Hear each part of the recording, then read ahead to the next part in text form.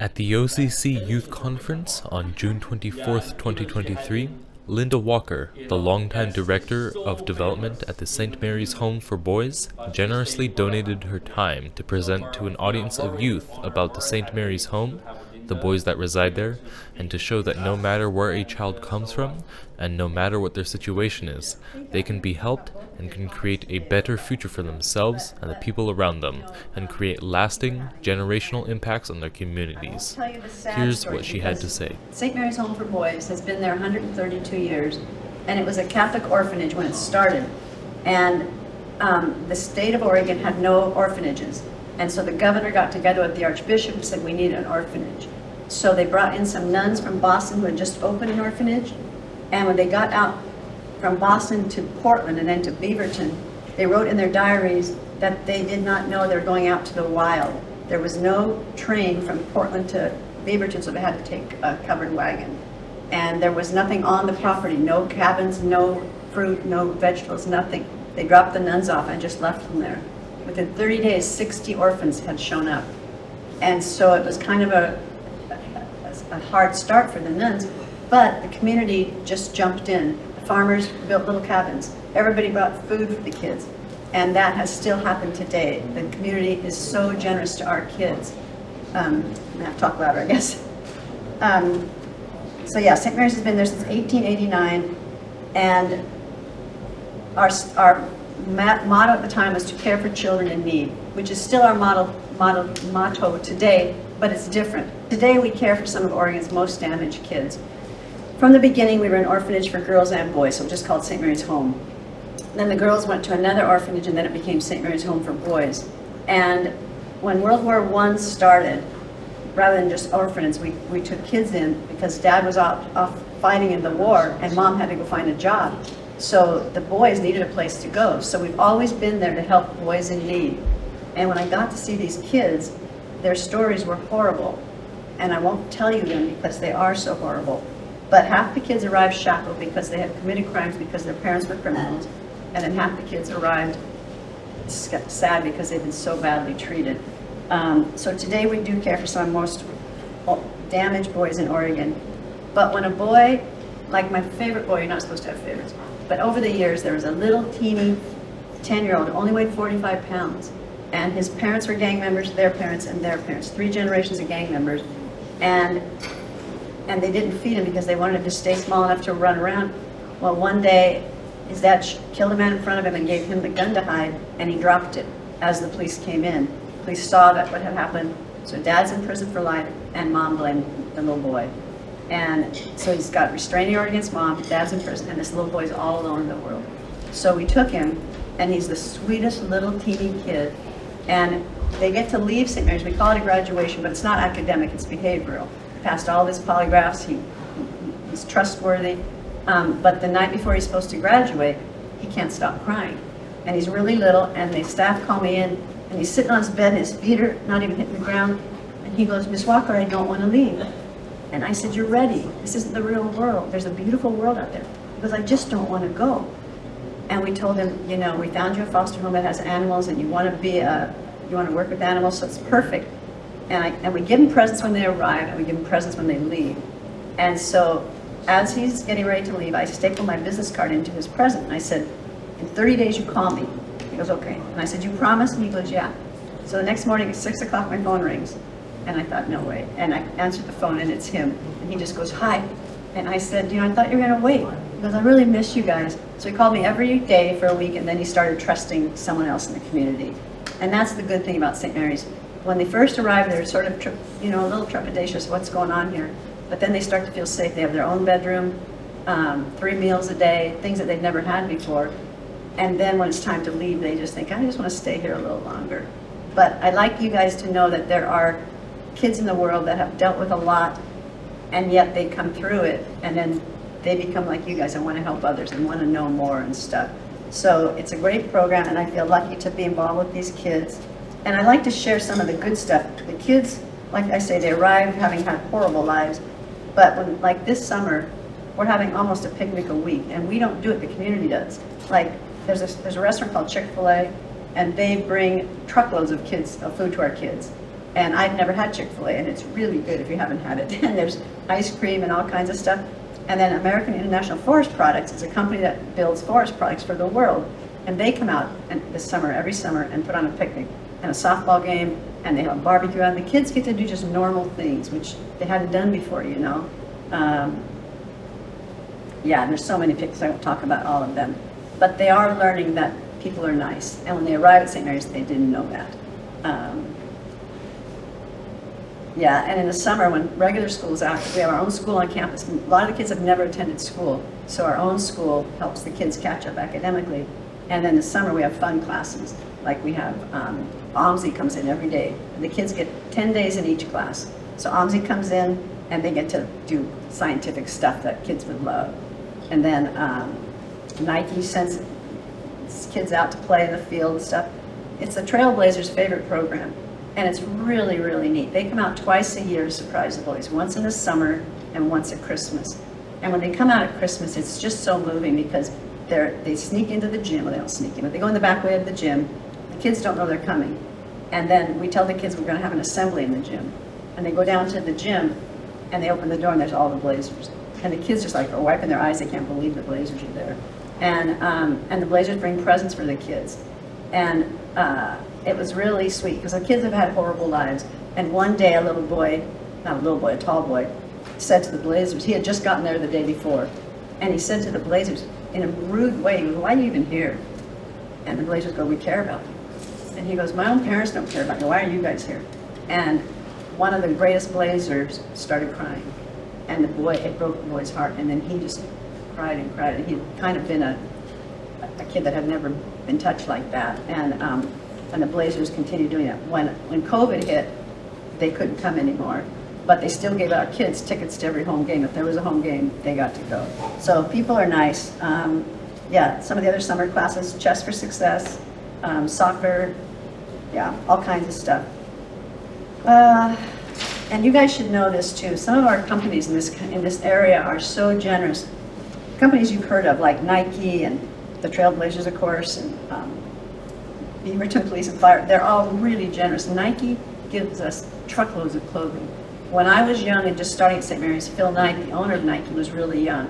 And he owned a company called Blue Ribbon Sports. It wasn't even called Nike. And he came over one day and he goes, "Can I bring clothing to the kids?" And we said, "Sure, you know, our kids are sized like tiny to big and stuff." And he'd drive over in his own car and bring over shoes and coats and pants, and he never stopped doing that. Even as his company grew into Nike and grew into one of the biggest companies in the world, he never stopped helping our kids. He hosts an event for us once a year, and he's just the most quiet, generous man. So if you haven't been going to Nike's or buying Nike, support them because they are the most generous people. Yeah, I mean, business owners, Brian Bickmore owns he passed away, but he owned Bickmore Cars. He gave us huge gifts every year too. And so it's just nice for us normal people to know that there are so many generous people quietly out there helping so many. Yeah, next week the kids are having a Friar Tuck picnic. Now, if you haven't had Friar Tuck, it's another good restaurant in town.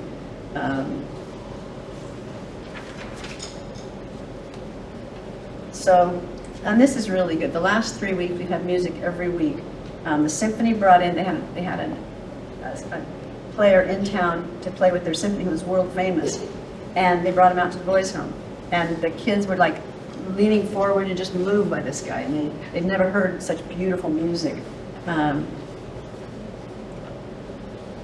and then we had the concert in the chapel. Yeah, I mean, really world famous. And then the MAC Club, which is like athletic club downtown, their men's choir came out, which was funny because they played beautifully, but they made funny songs up for the kids, and they got the kids laughing and stuff. One of the world's famous, supposedly the world's best cellists came out, and then that night he wrote me a note and he said, "Dear Lynda, this was a life-changing experience for me. It brought tears to my eyes to know what these poor souls had to suffer through, but it didn't kill their sensitivity to react to Bach. It was a very humbling and moving moment in my life. Thank you for all you're doing for these wonderful humans. They so much deserve it. I hope to come back soon, and I'm going to try to come every year," which he's coming. He's in the United States. He's from Europe. He's in the United States. He comes out here just to play for the kids. So there's really generous people in the world. You guys have any questions or anything? Our kids are 10 to 18, every county in Oregon. I brought a picture. This is a great picture. This young man, we're not supposed to show pictures while they're at the boys' home. This young man was there for quite a while, but he graduated really, really well. And he married, has 2 little boys of his own now. And he's so caring of them and so protective of them. When a boy arrives at St. Mary's, he has had a really, really tough, sad life. And so he's distrustful of everyone. He's kind of got walls up and stuff. So when they arrive, we give them a couple of presents. And usually it's something from the Blazers and something from Nike. And one boy said, you know, I've been in 49 programs, I've never gotten a present. And I said, everything's different here, give us a chance. And then when we leave, we give them 2 presents. And oftentimes they don't want to leave, but they're really appreciative, and they come back. They come back, like they remember our end of summer picnic is the 3rd Thursday in August, and like 50 of them will come back. This is really sweet. A couple of years ago, a boy came in, and I love this boy, and he came right to my office. You're supposed to check in at the front desk, and he didn't. He just came right to my office. And he looked horrible, and he smelled horrible, and he was dripping wet. And I said, are you okay? And he goes, I walked. He goes, I really wanted to come to the picnic, but I didn't want to get a car with anybody because they'd offer me drugs and stuff. So he said, I walked. And I said, from where? And he goes, Tillamook, which is like 60 miles, I think. And it took him 3 days. And he goes, and I didn't want to stop, but I wanted to get here on time. And I said, do you want to take a hot shower? Because we have hot showers for guests and stuff. And he closed his eyes. He goes, I would love a hot shower. And then while he was in the shower, the staff went and got him new shirt, new pants, a bookcase, not a bookcase, a briefcase, not a briefcase, what do you call it, to carry it in. And he came out of the shower, and he was a new kid. He was so happy and clean and smiling. And so after the picnic, he said, I'm going to start walking now. And I said, no, you're not. We got you a bus ticket back to Tillamook. And he thought we'd give him a car or something. He was so happy, you know. So, but we do have to, the kids have to sign a bunch of contracts. This is called a no-harm contract. This little boy has part of my treatment. I agreed to the following. I agreed to one of my goals is to live a long life with more pleasure and less unhappiness. Anyway, it goes on to say how he won't hurt himself. And this is guaranteed for 24 hours. And so they've got to understand that we care about them, and they have a chance to be a good person and not to be hurt anymore.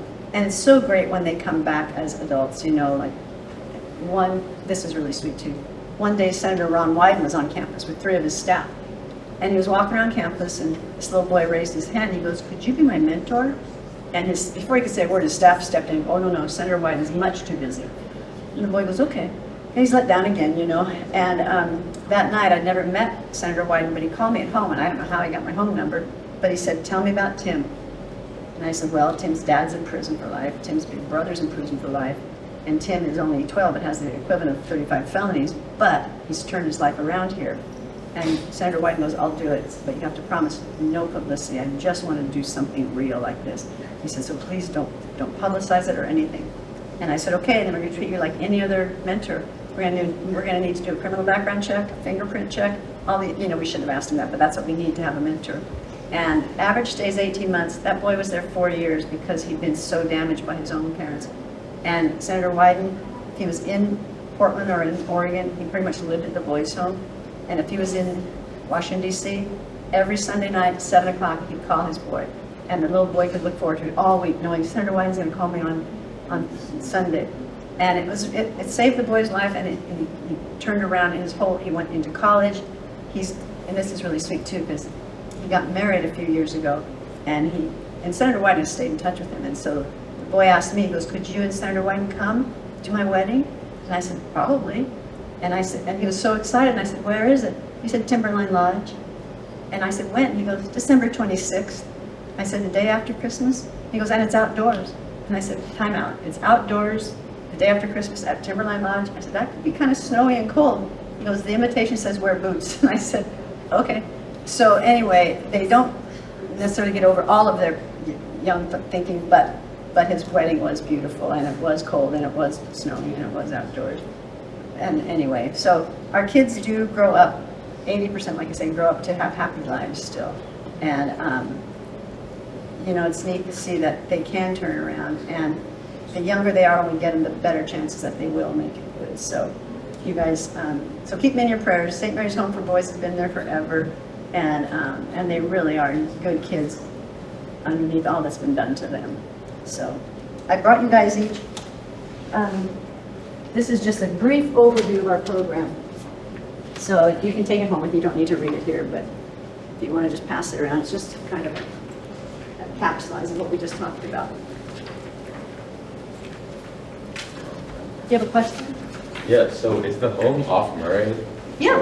And is it across from like the No, it's about a mile from that. Oh, okay. Yeah, but the one you're thinking of, St. Mary's in the Valley, is a Catholic school or kindergarten. It's everything. You can have your babies there and care for from preschool to kindergarten to grade school to high school. Was it founded by the same, like St. Nuns? No, Okay. but it's really a nice place, and they're very generous to St. Mary's. This is so cool. St. Mary's in the Valley is a Catholic school from kindergarten to high school, and they will have a fundraiser, but not to raise money for their schools, to raise money for the boys' home. And they're so generous. Those kids grow up to be so nice. It also takes care of the elderly. It's a nursing home. So yeah, from like birth to later. Yeah, it's a great program too.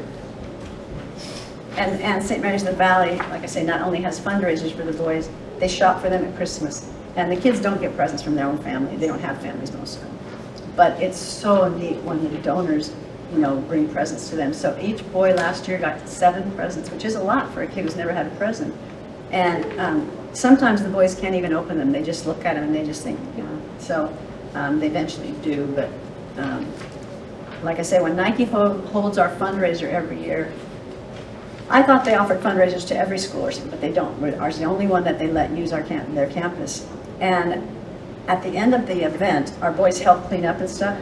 And one of the Nike staff said, "This is my favorite day of the year." And I said, "What do you mean?" He goes, "When the boys come here, they're so happy." And we show them behind the scenes at Nike. They get to go into places that no one else gets to go into.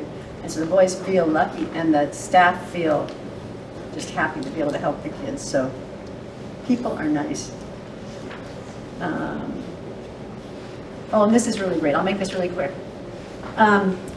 About 20 years ago, there was an earthquake up in Seattle, and it rolled underground into Portland and knocked our gym a foot off of its foundation. And it happened, of course, quickly. And that morning, when everybody showed up at work, the gym was like crumbling and falling off and stuff. And so the state had to come out and rope off the entire building that had fallen apart. And then we had to take it down quickly before it did fall apart. And so, just tongue-in-cheek, I wrote a quick letter to Bill Gates, and I just said, since the earthquakes was started in Seattle, maybe feel a little responsibility to the boys' home, but it was kind of just a smart aleck thing. And it was just funny. But 3 weeks later, some big shot at Gates called me and he said, "This is so and so. I'm going to be in Portland. I'm bringing 2 staff. We have 30 minutes to see your." And I told him I was kind of kidding, but they came out and they were all business, and they looked through the campus. And I said, "It's almost lunchtime. Do you guys want to stay for lunch?" And they said, "Okay." And so I flicked the lights in the dining room and I said to the kids, "You guys, this is the world's greatest foundation, and they're only here today because they care about you." So the boys just jumped up and gave a standing ovation. Well, the Gates staff started crying. And that wasn't the plan, that wasn't, but they were moved. When they first arrived, they told me they had a half an hour. And after lunch, they said, "Tell us more about the program and stuff." And we did, and then they got to meet the kids one-on-one, and they were really moved. And so they said, "Come up to our business next week." And I thought it would be a huge gate sign, and there's no sign, there's just an address, and it's all business. And I went in and sat down with the staff, and they said, "How much do you need?" And I said, "Well, we need $1 million, but anything will help." And they said, "We can't give $1 million because for $1 million, we can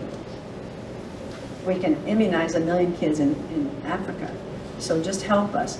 And then by the end of the day, we had come up with how 1 million people will be helped by this, because kids and their families, and the gym's supposed to last 80 years. And anyway, so Gates staff wrote a check for $1 million and gave it to me.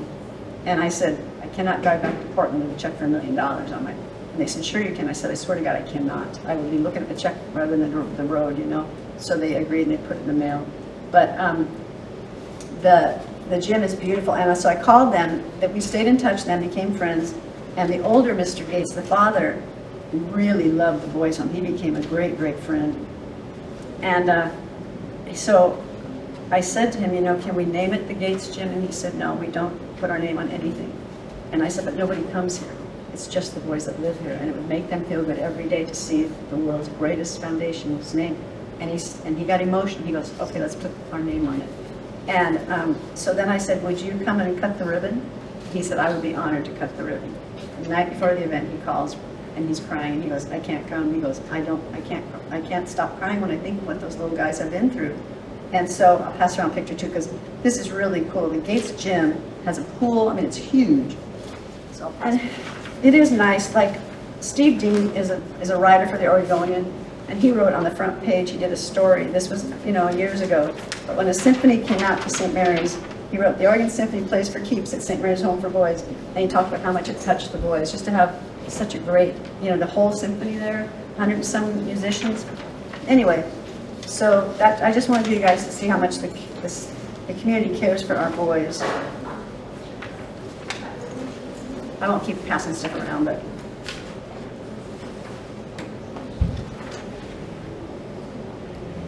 And the Blazers have had our kids come out onto the floor and, form a two-sided line so they can run out of the dressing room and hit their hands and stuff. So the kids feel like they're kind of part of the Blazers, so. You guys have any questions or anything? Do any of the boys stay for longer than 8 months? Yeah, the one that whose dad's in prison, Big Brother, he was there 4 years. Some kids get out sooner, like there's kids that arrive just focused on graduating, and it's really neat when they do, because then they've worked hard, and we do, like when we give them the presents when they leave, it just is to kind of congratulate them, and but it's also sad that they've become attached at the boys' home, because it is a facility, it is a program and stuff, but it is great that they come back and want to let everybody know they're doing well. Oftentimes too, the kids with mentors will call me, like one boy called me and he goes, can you do me a favor, will you apologize to my mentor? And I said, you can call him. And he goes, nope. He goes, I was a jerk. And he goes, it was 26 years ago. And he said, I didn't realize. And so we'd let the mentor know, and he just thought it was the sweetest thing that the kid would say that after that long a time, So they're good kids at heart, and just have had, tough times before him, so. Yes? So about 80% of them graduate. 80% do, yeah. What about the other? The 20% that we don't really reach, we focus on, like we don't, it's tough to, we celebrate the boys who graduate, and the ones that don't, we will, as they're leaving, usually go back to lockup, we usually tell them, do well, get back here, you've got potential, you can do this, so we try to convince them that, and they oftentimes do, and then they may not graduate, which is not, academic, it's behavioral, but they might do well enough that we can do a positive discharge, we call it, when they get to leave and go back to a good setting, And we want them to finish school too, which is nice. Like we had 4 graduations just a couple weeks ago. All the kids moved to the next grade, but 4 got to wear the cap and gown and actually walk down the aisle and graduate, so yeah. Did someone else raise their hand over here? Yeah? So from what you described, this program does a lot of awesome things for the kids, but I'm wondering how unique is it in terms of, similar programs in Oregon? Well, that's a good question. In Oregon, there are other programs, but we're the only level 5. So if you come to the attention of the system in Oregon, they grade you on a scale of 1 to 5. And 1 might be kids who've done a couple of delinquent things. And 5 is the ones who are on their way to permanent lockup almost. So half our kids have had criminals and have criminal mistakes, and half have just been horribly treated, and they've just kind of, given up. So we're different than any other program. Oftentimes kids will come from other programs that they haven't done well there and stuff. But there are other great programs too, so yeah. Yes? You mentioned a lot of how there were 4 graduations recently, and I was wondering how does school tie into boys who are in the program? I'm sorry, what was the first part of your question? I was just saying, you mentioned how there have recently been 4 graduations and how students were able to, from the program, actually walk down the aisle. Mm-hmm. I was wondering, how does the school, cooperate with the Home for Boys and how, Well, our school is on our property. We have our own school. It's part of the Beaverton School District, and it's on our property just for our boys. And so it's a smaller school, but they all have to, it's kind of a specialized school.